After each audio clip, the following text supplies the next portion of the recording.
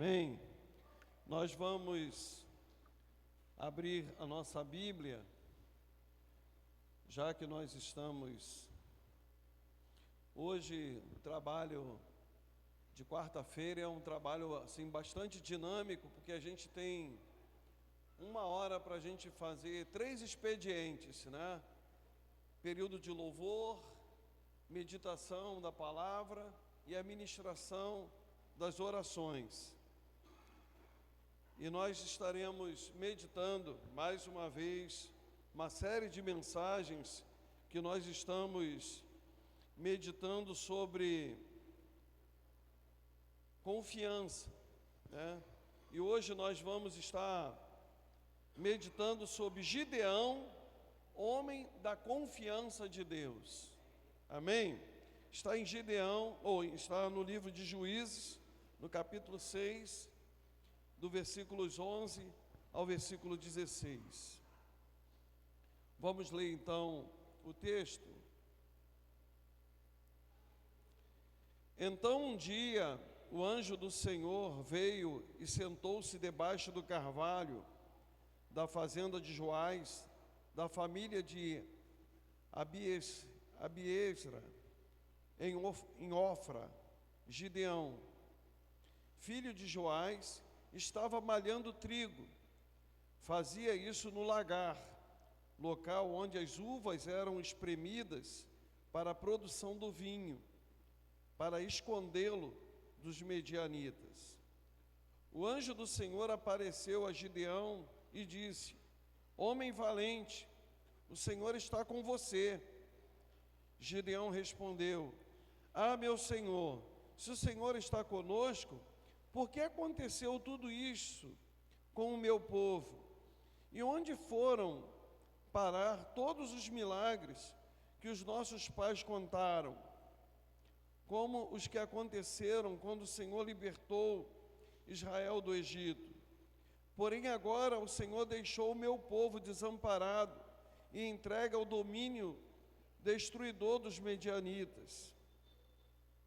Então disse o Senhor: Com essa força que você tem, avante, liberte Israel do poder dos medianitas. Sou eu quem o está enviando para esta missão. Gideão respondeu, porém,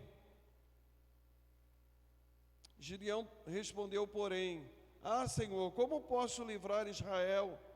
O meu grupo de famílias é o mais pobre da tribo de Manassés, e a minha família eu sou o mais insignificante. A isso respondeu o Senhor: Eu estarei com você, por isso você vai destruir rapidamente os bandos medianitas, como se fossem um só homem. Amém? Até aqui, irmãos. Os irmãos podem se assentar.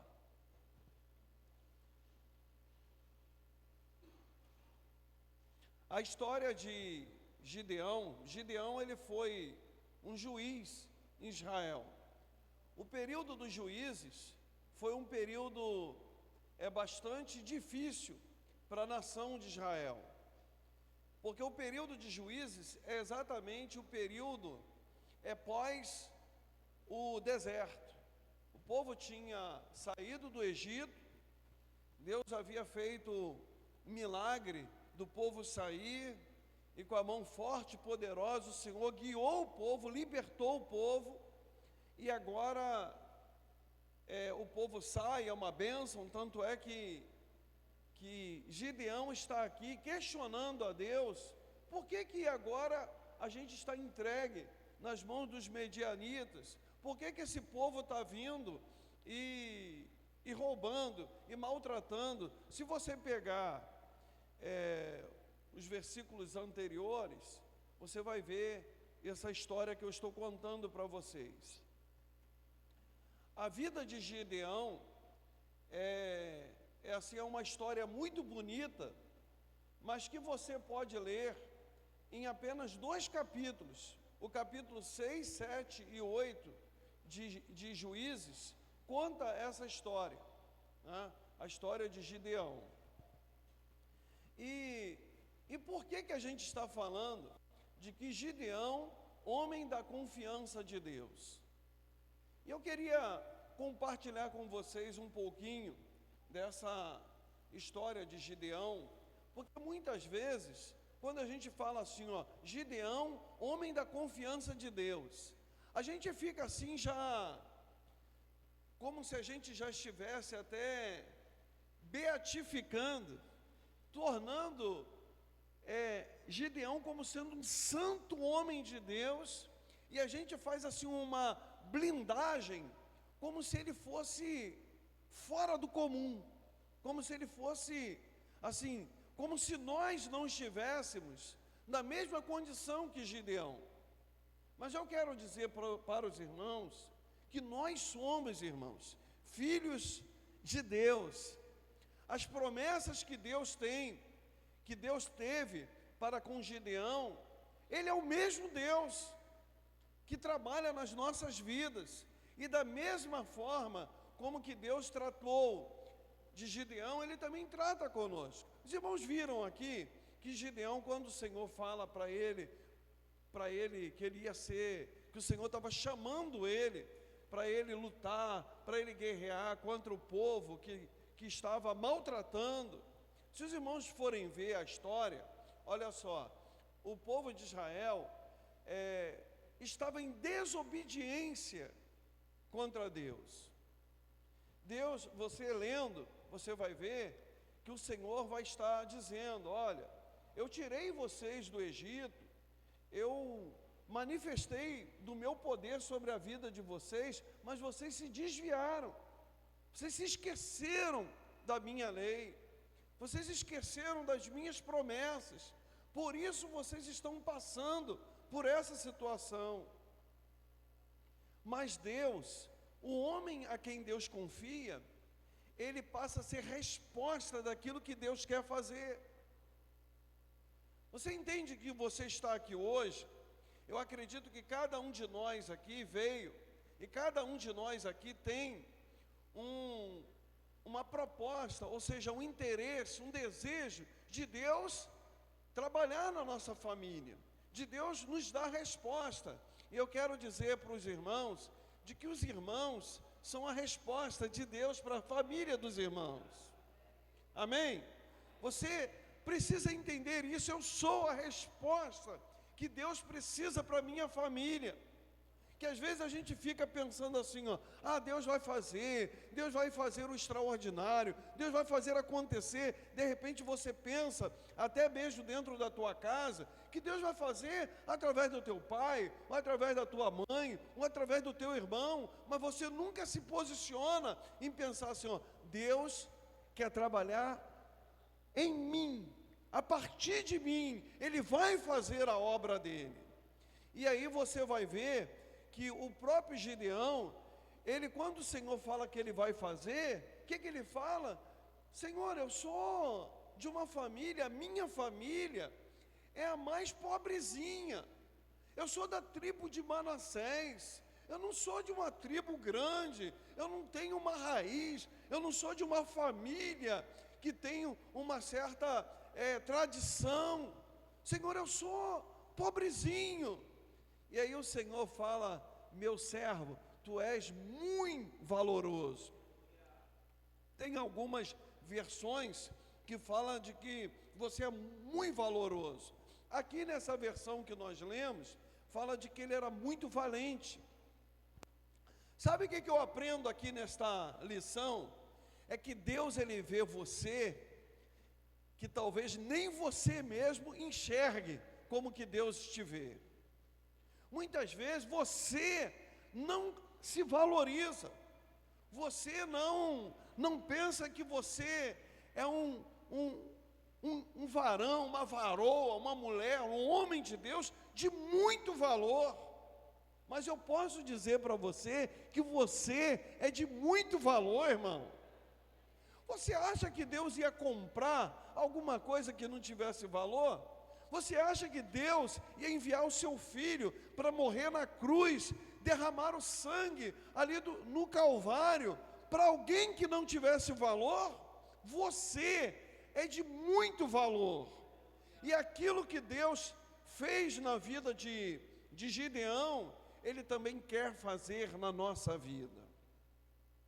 Agora eu queria te chamar a atenção para um detalhe muito importante, que o homem a quem Deus confia, confia em Deus.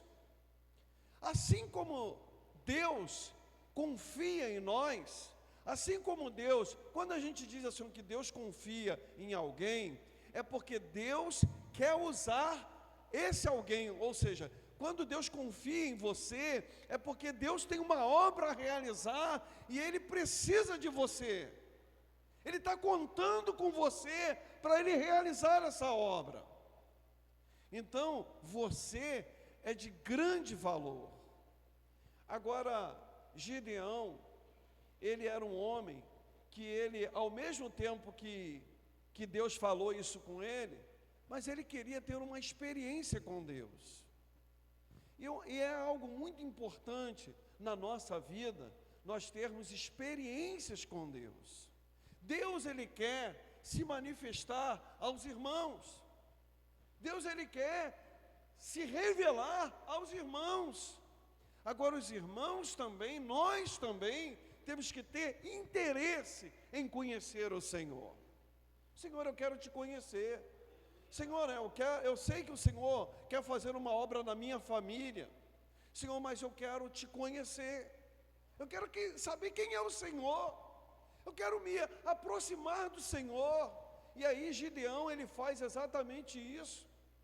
Deus começa a falar que vai fazer, que vai usar ele. Aí ele, peraí, mas eu quero saber se Deus realmente está nesse negócio. E aí aparece para ele um anjo do Senhor, e ele vai preparar uma oferta para entregar ao Senhor, ao anjo. E eu queria que você entendesse isso, que na nossa vida, num relacionamento com Deus, nós temos que nos aproximar de Deus, nós temos que conhecer a Deus, nós temos que saber se Deus... Não é de você duvidar, mas você tem que ter a certeza de que Ele está com você. Logo quando eu me converti, eu já era filho de crente, né? Mas eu não conhecia o Senhor. Eu sabia que o Senhor fazia, porque meus pais falavam que Deus fazia, mas eu ainda não tinha tido experiência com Ele. E aí logo quando eu me converti, eu fiz um jejum, eu fiz algum sacrifício para que eu pudesse conhecer a Deus, para que Deus pudesse se revelar a mim. Eu não sabia que eu estava por esse caminho, mas eu estou aqui como pastor para também orientar a você. Quando você ouve alguma coisa, eu acho que isso é Deus, eu acho que é Deus que está falando comigo, mas você tem que dizer assim: Senhor, eu quero testificação de que é o Senhor que está falando comigo. Sabe, porque o homem a quem Deus confia, precisa de ter a certeza de que Deus está com ele. Ele não pode aventurar. O homem a quem Deus confia não é aventureiro. E a gente vê isso na vida de Gideão. Ele não era aventureiro. Certa vez Deus falou com ele que eu vou fazer com que você destrua esse exército. Só para os irmãos terem uma ideia, os medianitas, os amalequitas e todos o povo dos caldeus, eles vinham, invadiam a terra de Israel, eles invadiam e saqueavam. Tudo que eles plantavam, os medianitas vinham e roubavam as suas plantações, roubava os seus camelos, ou seja, roubava os seus gados, suas ovelhas. O povo estava empobrecendo, a nação estava empobrecendo. E aí, não sei se os irmãos observaram que Gideão, ele estava amassando trigo no lagar, ou seja, era um lugar que era para amassar uva. Ele estava ali fazendo, ele estava preparando a farinha no lugar que não era de farinha. Por que ele estava procurando aquele lugar? Porque ele queria, como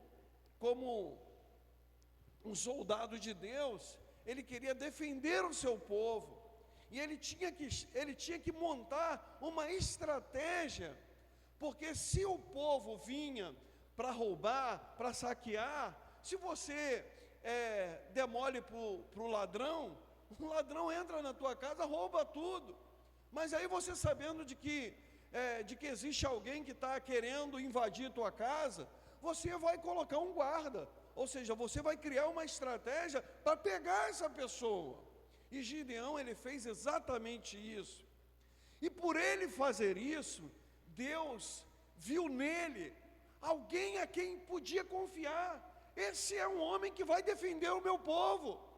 Sabe, irmão, quando você se preocupa com a sua família, quando você está vendo os perigos, as ameaças que a tua família está enfrentando, e quando você se posiciona, você está aqui nesta noite, você começou a se posicionar, você está aqui para buscar a bênção diante do Senhor. E Deus está dizendo para você nesta noite: você é um homem, você é uma mulher muito valorosa. E eu vou usar você, para você ganhar a guerra, para você ganhar a vitória da tua família. Esse é um homem que a quem Deus confia. E aí eu e você precisamos entender isto. Primeiro, você entender de que Deus está com você. Você não pode duvidar disso. Você não pode pensar de que não é verdade, de que isso o pastor está contando, mas é algo excepcional, de um homem que era muito obediente, que um homem que fazia todas as vontades de Deus. Você vai ver aqui no texto que Gideão, ele mesmo questiona, ele mesmo se pergunta: se nós somos de Deus, por que a gente está sofrendo? Por que Deus, ele vai até dizer que Deus havia desamparado. Quando a gente lê o que Gideão, que foi um grande juiz, que foi um grande guerreiro de Deus, quando ele se coloca, quando ele faz essas perguntas, ele está mostrando para nós que ele era tão humano quanto nós somos. E que à medida que ele passou a obedecer e acreditar no Senhor, é que ele recebeu a vitória que ele recebeu. Olha só, irmãos, você imagina bem, você seria, vamos admirar Gideão aqui um pouquinho. Gideão, ele estava com 32 mil soldados para uma guerra que você pode até pensar assim, 32 mil soldados é muita coisa, poxa, muitos soldados, mas qual era o número do adversário deles? Então o número do adversário era mais de 100 mil. E aí Deus diz, sabe o que Deus diz para Gideão? Vamos fazer uma prova. Tem muita gente aí para a batalha. Era 32 mil contra um exército de mais de 100 mil. E o Senhor ainda falou para Gideão: Gideão, vamos fazer uma prova. Diz para todo mundo que está com medo para voltar para casa. E tem gente que às vezes numa hora de batalha mesmo, de guerra, não tem nem vergonha de dizer que está com medo, né? E aí naquele mesmo dia voltaram 22 mil pessoas que admitiram que estavam com medo, que eram covardes. E aí Deus olha assim, se tinha 32 mil, saiu 22 mil, ficaram o quê? 10 mil. O Senhor falou assim: mas esses 10 mil ainda é muito. Vamos fazer uma prova com esses aí. Todos aqueles que forem beber água, que beberem água como um cão, que não se ajoelharem, esses você vai separando, porque esses são homens de guerra. Sabe o que o Senhor estava mostrando? Que tem momentos da nossa vida que a gente não pode se prostrar. Tem momentos na nossa vida que a gente não pode dormir. Tem momentos na nossa vida que a gente não pode ficar numa zona de conforto.